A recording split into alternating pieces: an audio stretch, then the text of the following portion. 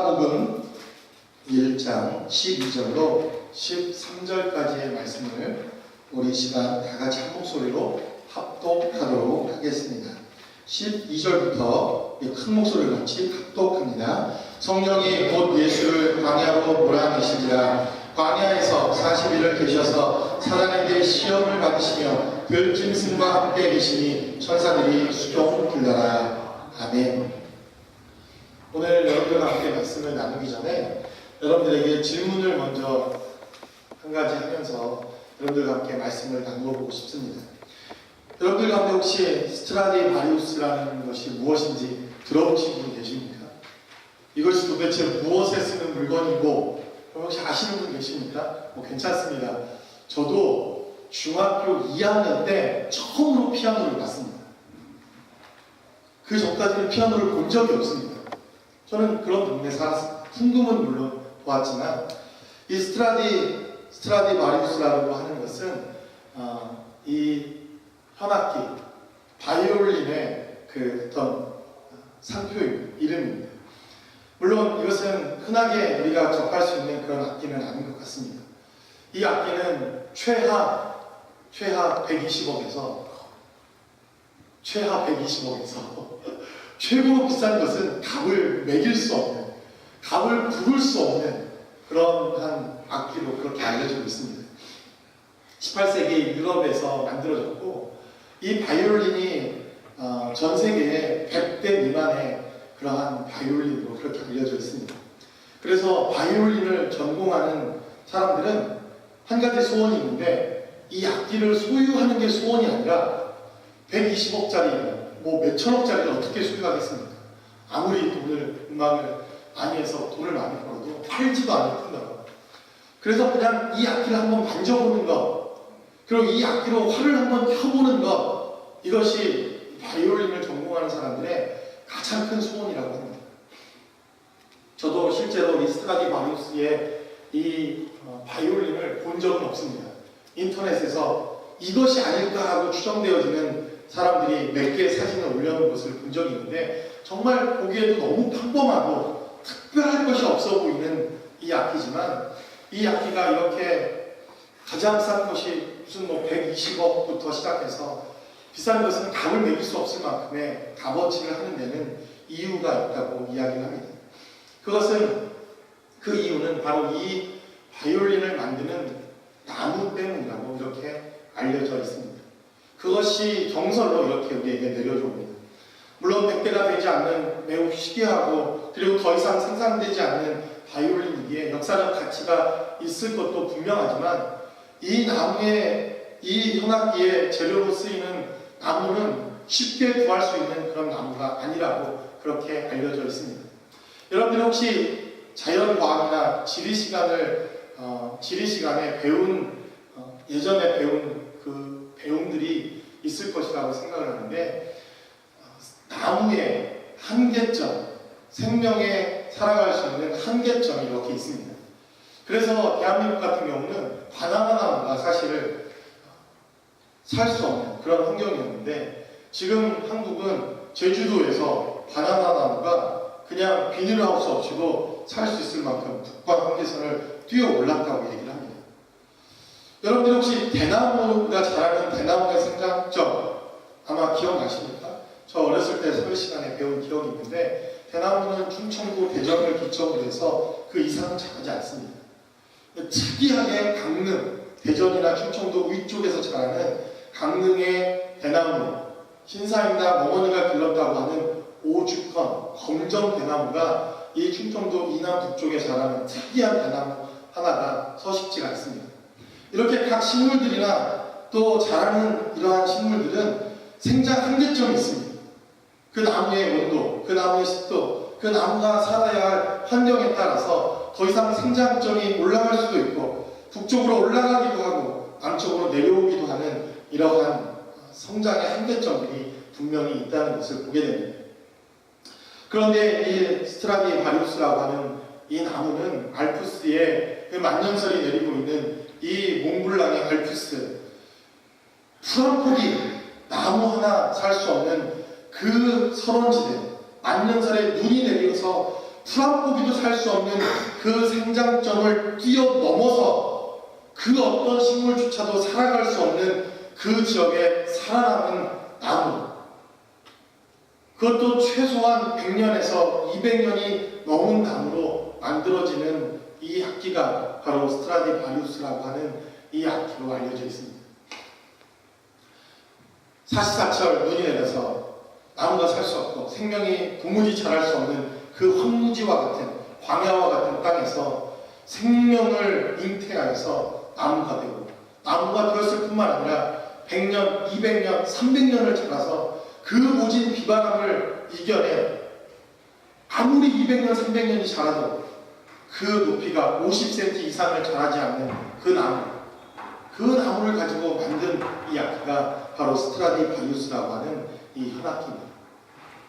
그러다 보니까 이 악기의 재료를, 이 바이올린을 만들 수 있는 재료를 더 이상 구할 수 없어서 이 재료를 가지고 만드는 바이올린은 더 이상 생산되지 않는 것으로 알려지고 있습니다.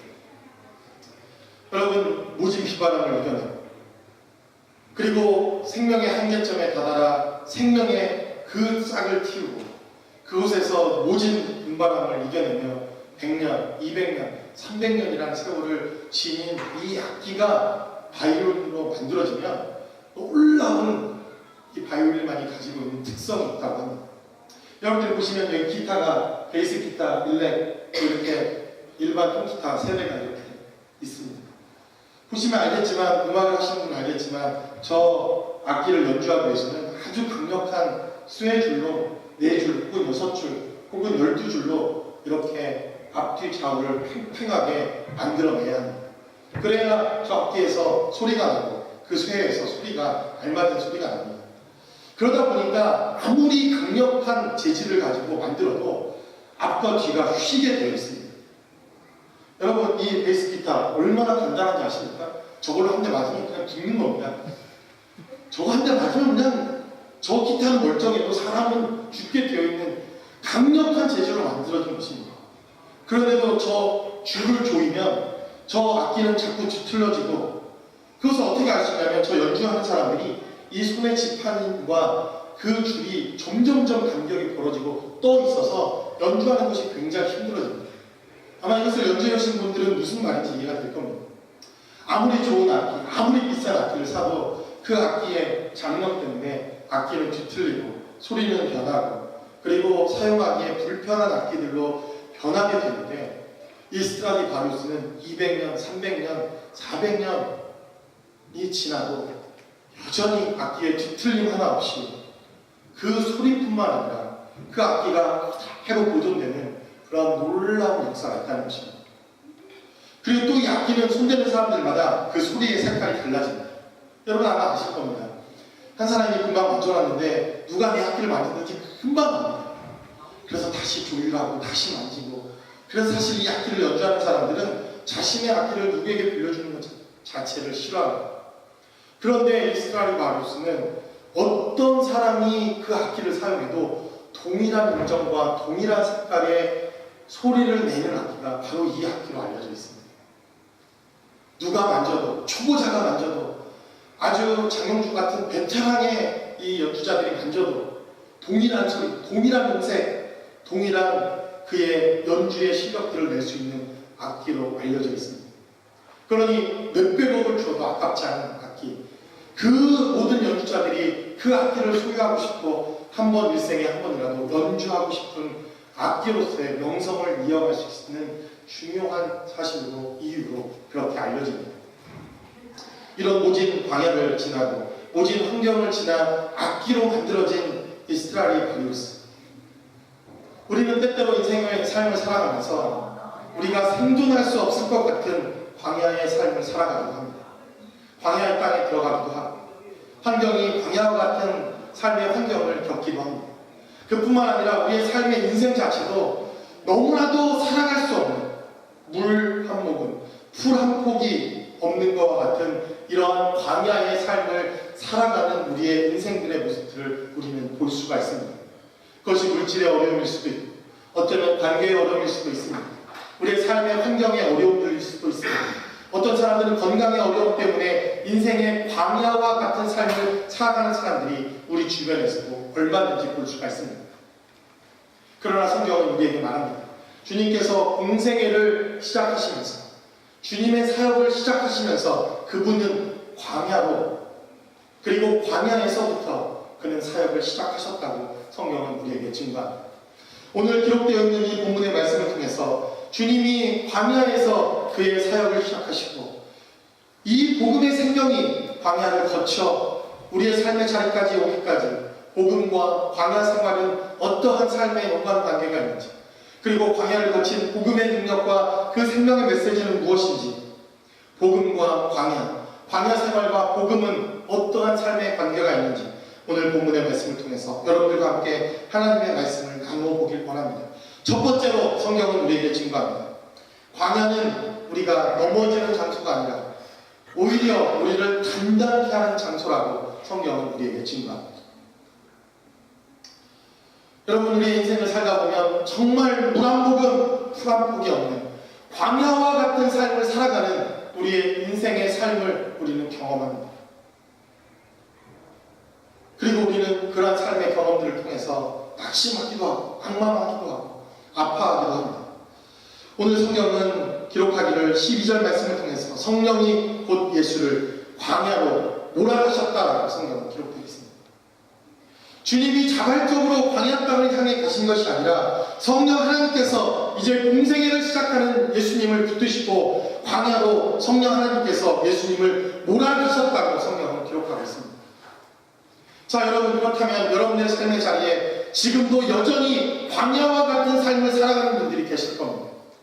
그것이 경제적인 어려움이든 환경의 어려움이든 건강의 어려움이든 관계의 어려움이든 물질적인 어려움이든 여러분들은 틀림없이 인생의 삶을 살면서 반드시 한 번쯤은 광야의 삶을 거쳤거나 거치고 있거나 반드시 앞으로 거치게 될 것입니다. 그러한 광야의 삶에서 여러분들은 이 광야의 삶에 하나님께서 나를 인도하셨다는 삶의 고백을 하실 수 있겠습니까? 오늘 성경을 기록하기를 바로 그 예수님께서 성령의 역사를 통해 성령 하나님이 우리의 삶을 광야로 몰아내셨다는 것입니다. 여러분들은 여러분들이 겪어왔던 삶의 모든 광야의 삶 속에서 하나님이 여러분들을 그 삶의 자리로 몰아넣으시고 밀어넣으시고 하나님께서 우리를 인도하셨다고 고백하실 수 있겠습니까? 성경은 우리에게 밝히 말합니다. 이 광야를 거치지 않고서는, 이 광야의 삶을 살아보지 않고서는 복음이 복음될 수 없다고 성경은 우리에게 말합니다. 그러므로 성경은 광야의 삶을 살아갔던 수많은 사람들의 이야기로 성경은 기록되어 있습니다. 모세도 역시 그는 미디안 광야에서 40년 동안의 양치기와 목동의 삶을 살아갑니다. 그가 어려서부터 40이 되어지는 그 삶까지 그는 애굽의 왕의 삶을 살아갑니다. 애굽의 왕자로서 풍족하고 애굽의 왕자로서 부족함이 없는 삶을 살아가던 그에게 어느 날 하나님은 모세를 기억하시고 모세를 사용하시기 위해 그를 광야 땅으로 몰아내십니다. 모세가 살인을 저질러서 그가 애굽의 법률을 어겨 그가 광야 땅으로 나간 줄 알았는데 모세가 그의 인생을 돌이켜 하나님의 음성을 듣고 하나님의 인도하심을 경험하자 그의 삶의 자리에서 그는 그렇게 고백하기 시작합니다. 하나님께서 나를 미디안 광야 땅으로 인도하셨다는 것입니다. 하나님께서 모세를 통해서 40년 동안이나 이스라엘 백성들을 광야 땅으로 인도하십니다. 여러분, 40년 동안 얼마나 고되고 힘든 순간의 시간들입니다. 그곳은 물이 없습니다. 먹을 것도 없습니다. 풀 한 폭이 나지 않는 곳입니다. 그들은 늘 목말라 하나님께 불평하고 그리고 주변에 있는 수많은 독사들과 그리고 그 위험으로부터 그들은 늘 노출되어 있는 불편하고 어려운 환경의 삶을 살아가는 것, 이것이 바로 광야의 삶입니다. 그런데 하나님께서 그 광야에서 한 세대를 일으키셨다는 것입니다.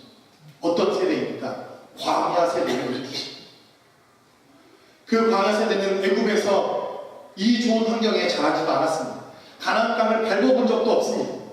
그들은 가나안 땅을 들어가는 이 광야에서 나고 자라고 먹고 그 좋지 않은 환경, 그 척박한 환경에서 새로운 제너레이션을 만들어내었습니다.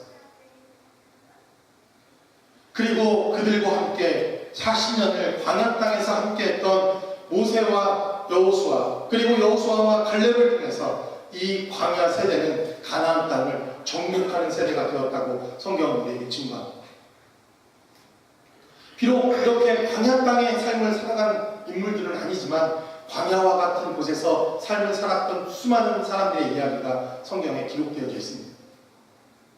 우리가 잘 아는 다윗 역시도 모압 평지 그 광야 땅에서 약 20년 동안의 도망자의 삶을 그는 살았습니다. 늘 쫓겨야 했고, 늘 배고팠고, 늘 목말랐고, 늘 어려운 환경 속에서 삶을 살아갔던 자가 바로 다윗입니다. 그리고 그 20년의 연단의 기간, 그 광야의 생활을 거쳤던 다윗은 가장 위대한 왕으로 하나님 앞에 쓰임받을 수 있었다는 것입니다. 아브라함도 광야의 삶을 살았습니다. 60년 동안 그는 가나안 땅에 있었지만 그가 기거할 그의 집조차 없어서 그는 천막을 치고 늘 하나님의 본향을 기억하며 그는 천막을 텐트 메이커로 그리고 텐트를 옮겨 다니는 사람으로 살았다고 성경은 기록합니다. 요셉 역시도 그는 광야에서 삶을 살아본 적은 없지만 그가 살았던 보디발의 아내의 집, 보디발의 집, 그리고 17년 동안 그가 종노릇하며 살았던 그의 삶은 광야보다도 훨씬 더 지독하고 훨씬 더 어려운 삶의 자리였습니다. 분명합니다. 마지막 그는 감옥이라는 삶의 현장, 그리고 광야보다도 훨씬 더 거친 삶의 현장 속에서 그는 하나님이 쓰시기에 합당한 삶으로 변화되어지는 역사를 겪기 시작합니다.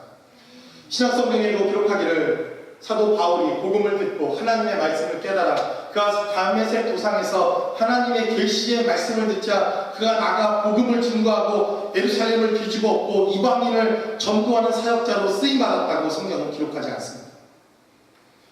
우리가 새벽 예배 이제 갈라디아서의 말씀을 생명의 삶의 큐티로 우리가 나누고 있는데 갈라디아서 2장은 기록하기를 그가 하나님의 계시의 메시지를 듣고 하나님의 말씀을 듣자 그가 곧바로 아라비아 광야 땅으로 그는 나아갔다고 성경은 말합니다. 약 17년 동안 사도 바울은 무명의 기간을 거쳐서 하나님의 연단을 통하여 그가 복음 전파자로 세움을 받게 되는 그러한 광야의 생활, 연단의 생활이 있었다고 성경은 우리에게 증거합니다. 그러므로 여러분, 광야는 우리를 단단하게 하는 곳입니다. 광야는 우리를 훈련시키는 곳입니다. 광야는 하나님께서 우리를 연주하기에, 하나님께서 우리를 사용하시기에 가장 좋은 소리가 나는 악기처럼 사용하시도록 하나님께서 저와 여러분들을 만드시는 장소요, 만지시는 장소요, 저와 여러분들을 다듬는 장소가 바로 광야라고 성경은 우리에게 증거합니다. 그럼 여러분, 이 땅의 삶의 자리에서 광야와 같은 삶을 살아가고 계십니까? 그렇다면 여러분들이 가지고 있는 이 복음을 통해서 그 광야 땅에서 여러분들이 연단받고 하나님의 말씀을 따라 변화되어지는 삶을 증명해내는 삶을 사십시오. 바로 그것이 오늘 본문을 통하여 우리에게 증거하고 있는 복음의 생명을 가진 자들이 반드시 거쳐야 할 광야의 삶을 주님이 몸소 우리에게 보여주고 계십니다.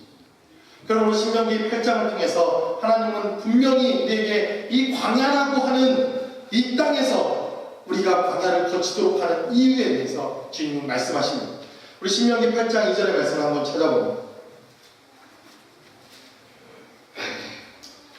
신명기 8장 2절은 이렇게 기록합니다. 내 하나님 여호와께서 이 40년 동안에 너로 광야의 길을 걷게 하신 것을 기억하라. 이는 너를 낮추시며 너를 시험하사 내 마음이 어떠한지 그 명령을 지키는지 아니 지키는지 알리라 하시며 너를 낮추시며 너로 줄이게 하시며 또 너도 알지 못하며 내 열조도 알지 못하던 만나를 내게 먹이신 것은 사람이 떡으로만 사는 것이 아니요 여호와 입에서 나온 모든 말씀으로 사는 줄을 너로 알게 하려 하심이라 라고 성경은 말합니다.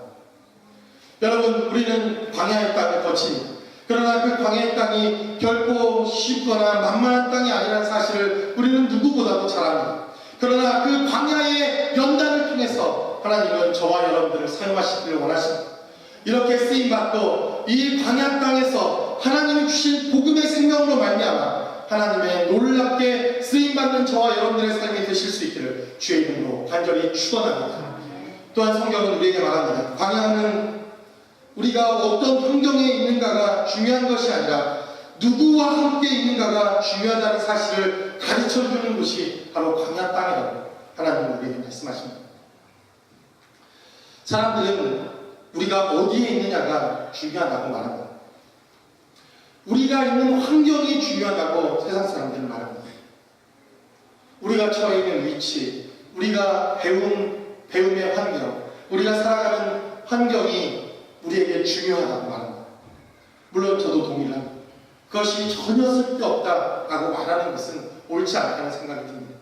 좋은 환경 속에서 좋은 교육과 좋은 부모, 그리고 우리가 누릴 수 있는 좋은 환경을 통해 사람들의 인성과 그리고 그 사람이 개발되는 것, 그것은 너무나도 분명한 현실이고 사실입니다. 저 또한 이 렌초 국가문가로 이사 올 때 환경을 보고 와, 이 동네면 살만하겠다라는 마음을 가지고 이곳을 찾아왔습니다. 그러기에 환경이 우리에게 아무런 도움과 아무런 문제도 되지 않는다고 하는 것은 너무나도 극단주의적인 생각이라는 것에 동의를 합니다. 그러나 성경은 우리에게 또 다른 한 가지를 가르칩니다.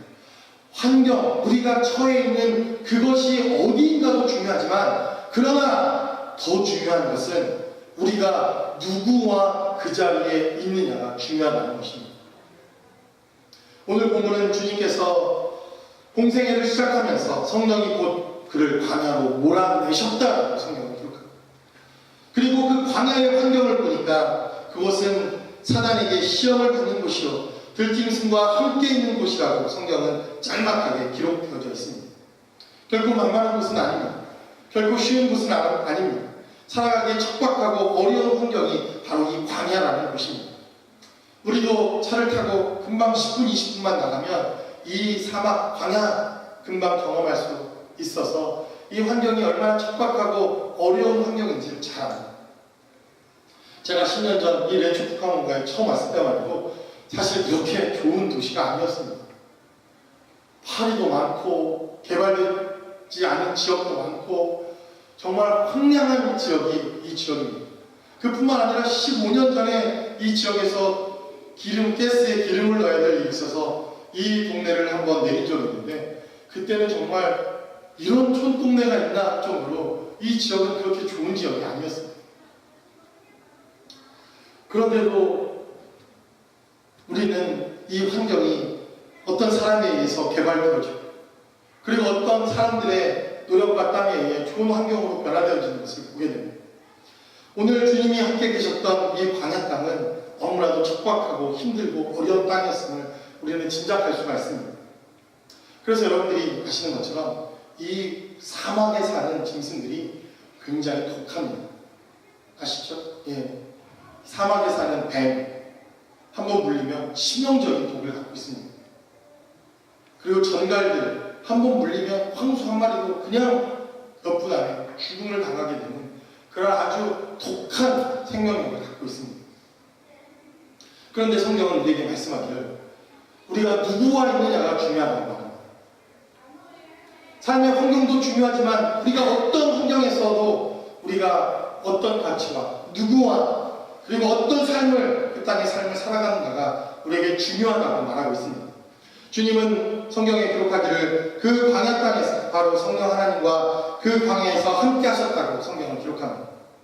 예수께서 육체를 입고 오셔서 40일 동안을 줄이시고 목마르시고 그 광야에서 40일 동안을 고난과 고통 가운데 계셨지만 성령께서 예수 그리스도와 함께 하시니 이 땅은 천사가 수종되는 땅이요 천사가 하나님의 영광을 나타내는 땅이요 천사가 예수 그리스도께 경배하며 찬양하는 땅이 되었다고 성경은 우리에게 증거합니다. 그러므로 광야와 같은 이 땅에 이 세대를 살아가는 여러분들 무엇이 중요합니까? 우리가 누구와 살아가는가가 중요하다고 성경은 우리에게 증거하고 있습니다. 푸른 불에 떨어졌던 다니엘의 친구 사드락과 아벳느고와 메삭과 이 친구들의 모습을 봅니다. 그의 환경은 결코 좋지 않았다고 생각되어집니다. 풀무불 7배나 더 뜨겁게 하라고 명령하는 그 풀무불에 떨어진 그들에게 머리카락 하나도 상함이 없이 그들이 풀무불에서 건짐을 받았다고 성경은 기록하고 있습니다. 그런데 그곳에 그림자 하나, 또 다른 한 천사가 하나님이 그곳에 함께 하셨다고 성경은 기록합니다. 하나님이 그 자리에 함께 하시지 않으셨다면 사드락과 메삭과 아벳느고는 그 환경과 그 불 기둥 속에서 그들은 죽었을 것입니다. 그들은 낙심하고 낭망했을 것입니다. 그러나 그들이 그 연단받는 풀무불에 있었다 할지라도 그곳에서 하나님과 함께하자 그 자리가 하나님의 은혜의 자리로 생명이 되었다는 사실입니다. 요셉 역시 감옥에서 그와 늘 함께 감옥과 연단의 삶을 17년 동안 살아갔지만 그의 삶의 자리에 늘 하나님과 함께 하셨다는 삶의 고백이 있었음을 우리는 기억합니다. 다윗 역시도 그의 주옥과 같은 모든 시편이 그가 광야 생활을 하던 그 땅에서 만들어진 대부분의 시편이라는 사실을 생각해 본다면 광야 땅은 우리가 누구와 함께 하고 있느냐에 따라 그것이 바로 생명이 넘치는 땅이 될 수도 있다는 사실입니다. 그러므로 여러분들의 삶의 자리에서 주님과 동행하며 하나님과 함께하는 그러한 삶의 자리가 되실 수 있기를 주의 이름으로 간절히 축원합니다. 마지막으로 성경은 우리에게 말합니다. 그러므로 복음을 가진 자들은 광야 땅으로 들어가기를 주저하지 않는다고 성경은 우리에게 말합니다.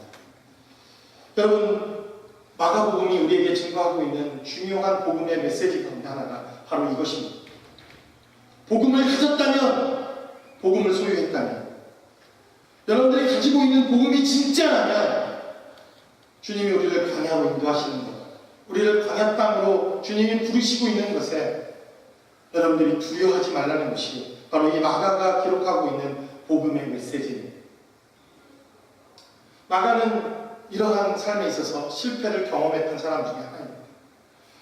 그도 복음을 듣고 이 복음을 증거하는 복음 전도 여행을 했지만 얼마나 힘들고 어려웠던지 그는 복음 전도자의 자리에서 이투를 하게 됩니다.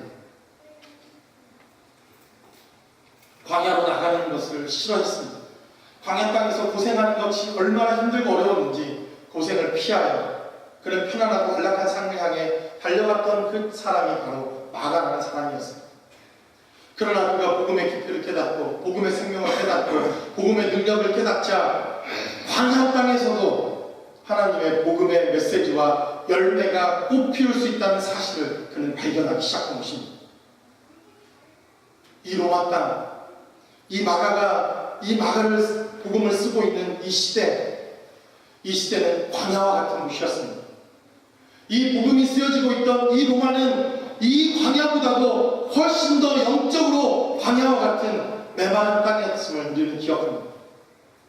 순교의 시간들이었고 핍박이 일어나기 시작했고 그리고 로마 곳곳에서 예수 그리스도를 믿는 사람들을 향한 핍박의 역사가 시작되고 있는 너무나도 광야와 같은 바로 그 땅에서 마가는 도전합니다. 복음을 가진 자라면, 복음의 생명을 소유한 자라면, 이 복음 때문에 구원의 역사와 능력을 경험한 자라면 광야로 들어가기를 주저하지 말라는 것입니다. 바로 복음은 그 광야 땅에서부터 시작되었음을 마가는 오늘 본문의 말씀을 통해서 기록합니다. 그리고 마가는 말하기를 바로 그 땅에서 광야에서 40일을 계셔서 사단에게 시험을 받으시며 들짐승과 함께 계시니 천사들이 수종을 드는 땅이 되었다고 성경은 우리에게 말합니다. 우리는 지난 3주간 동안 금요일마다 성사님들이 오셔서 사역을 나누고 함께 메시지를 증거했습니다. 어제 뒤에 오셨던 우리 요르단에서 사역하시는 전민juk 선교사님, 우리가 간증을 드리면서 동일하게 느끼는 감정이 있습니다. 동일하게 깨달은 것이 있습니다. 환경이 어려우면 어려울수록 그곳이 광야 땅 같은 곳이면 곳일수록 그곳에 하나님의 놀라운 역사가 더 크다는 사실입니다. 그 사막과 같은 그곳, 광야와 같은 그곳에서 더 놀라운 성령의 역사와 능력의 역사가 함께하고 있다는 증거를 우리는 성사님들 통해서 경험하고 보고 배우고 있습니다. 그러므로 여러분, 광야 땅으로 여러분들이 복음을 가진 자라면 들어가기를 주저하지 마십시오. 그곳을 통과한 복음만이 진짜 복음이라고 성경은 우리에게 말합니다. 이 시대, 이 세대의 교회, 이 시대의 그리스도인들, 여러분 무엇이 문제라고 생각하십니까? 복음은 가졌지만 이 복음을 통해서 누리는 우리의 삶의 부유와 풍요를 우리는 기대하지만 복음 때문에 광야로 들어가기를 주저하는 세대, 복음 때문에 광야의 삶을 살아가기를 주저하는 교회, 그것이 바로 이 세대를 살아가는 교회의 모습입니다. 싸구려 복음으로 바꾸어진 이 세대, 복음의 열매를 추구하지만 그 복음 때문에 거쳐야 할 광야의 땅과 광야의 삶을 포기한 세대, 바로 이 세대가 지금 우리가 살아가고 있는 세대이기에 복음은 더 이상 복음으로서의 생명과 능력을 우리에게 보여줄 수 없는 것, 이것이 바로 이 시대를 살아가는 교회의 모습입니다. 그러나 여러분, 광야를 사모하십시오. 여러분들이 가지고 있는 복음이 진짜라고 생각되어진다면 여러분들이 광야로 들어가기를 주저하지 마십시오. 그러면 여러분들은 그 광야 땅에서 참된 복음의 생명, 살 수 없을 것 같은 그 삭막한 곳에서 살아내질 뿐만 아니라 그곳에서 열매를 맺고 그리고 그곳에서 생존하여 우리의 복음이 우리의 가진 것이 진짜라는 것을 증명해내는 삶을 살게 되실 수 있을 것입니다. 저와 여러분들이 이러한 삶을 사실 수 있기를 주의 이름으로 간절히 축원합니다. 저희는 이러한 시작의 발걸음으로 이제 우리보다 훨씬 더 환경이 바쁘고 열악한 곳을 향해 첫 걸음을 뺍니다. 대한민국은 많이 발전했지만 전라북도 순창이라는 곳을 제가 가보았는데 아직도 대한민국에 정말 이런 곳이 있을까라고 할 만큼 그 상황은 너무나도 처참하고 너무나도 돌보지 않는 그러한 처참한 상황들을 보고 왔습니다. 한국 교회가 있는데 충분하지 않습니까? 라고 묻는 그들에게 저는 이렇게 말하고 싶습니다. 소망이 없어서, 생명이 없어서 그 누구도 거들떠보지도 않는 우리에게 소망을 달라고, 우리에게 생명을 달라고 소리치는 그들에게 그 누구도 외면하고 그 누구도 바라보지 않는 듯한, 우리가 어쩌면 그 광야의 삶으로 들어가기를 주저해버린다면 우리가 가지고 있다고 말하는 이 복음을 과연 우리는 증명해내는 삶을 살 수 있을까? 우리는 고민해야 할 시점에 와 있다는 것입니다. 우리는 어쩌면 그것에 머무르지 않을 것입니다. 앞으로는 전라북도 순창뿐만 아니라 더 많은 지역, 그리고 정말 목숨을 내놓지 아니하면 이런 광야와 같은 곳, 그런 곳으로 우리는 달려가기를 소망합니다. 그러한 곳을 향해 달려가는 저와 주의 몸된 교회, 그리고 여러분들의 삶이 되실 수 있기를 주의 이름으로 간절히 축원합니다. 그리하여 이런 광야 땅에서 우리가 가지고 있는 복음이 참 복음이요, 진짜 복음이요, 생명이요, 이 메마른 광야 땅에서도 우리가 꽃을 피우고 열매를 맺을 수 있는 복음이라는 이 증명된 삶을 저와 여러분들이 사실 수 있기를 주의 이름으로 간절히 축원합니다. 그래서 정말 그 메마른 사막에서, 그리고 그 메마른 곳에서 이 세상에서 가장 좋은 악기, 그리고 누구나가 연주하고 싶어하는 그 악기가 다시 탄생되듯이 하나님께서 그 광야를 통과한 저와 여러분들의 삶을 통해서 하나님이 사용하시고 싶으시고, 하나님이 쓰시고 싶으시고, 하나님이 소유하시고 싶은 저와 몸된 교회와 여러분들이 되실 수 있기를 주의 이름으로 간절히 축원합니다. 우리 시간 기도하겠습니다. 이 시간 기도할 때 우리가 사막에서도 주의 영광을 볼 수 있다면 우리가 가진 이 복음은 정말 참 우리에게 생명이요 능력일 것입니다. 사단이 역사하고